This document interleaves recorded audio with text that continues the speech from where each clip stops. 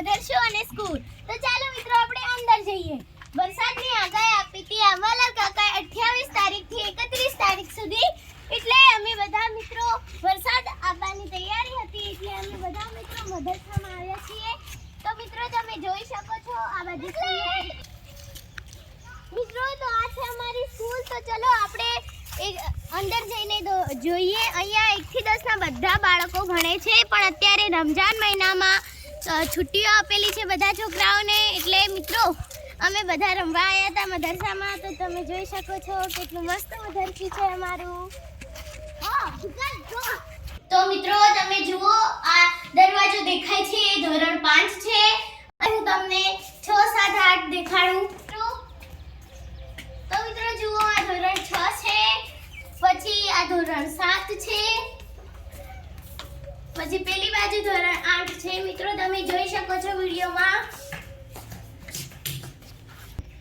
તો મિત્રો અત્યારે મદરસાની છુટ્ટી હોવાથી અત્યારે બધા ગેટને તાળા લાગી ગયા છે. હવે 4-5 દિવસમાં મદરસું ખુલી જશે. તો મિત્રો આ છે અમારા પ્રિન્સિપાલ સાહેબની ઓફિસ, તમે જોઈ શકો છો. તો મિત્રો જુઓ અહીંયા અમારી સ્કૂલમાં રિસેસ પડે એટલે અહીંયા કેન્ટીન આપેલી છે. તો કેન્ટીનમાં રિસેસ પડે ત્યારે બધા છોકરાઓ અહીંયા નાસ્તો કરવા પણ આવે છે અને અહીંયા નાસ્તો પણ મળી રહે છે. તો મિત્રો જુઓ આ ઇમારતનું અમારું થોડું કામ બાકી છે, તમે જોઈ શકો છો.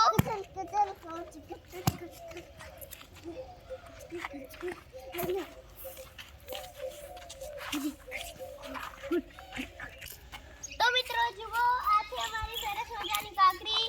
અહીંયા પર અમે બધા મિત્રો રમીએ પણ છીએ. અહીંયા રમવાની ખૂબ મજા આવે. આપણે ખબર નથી આવે.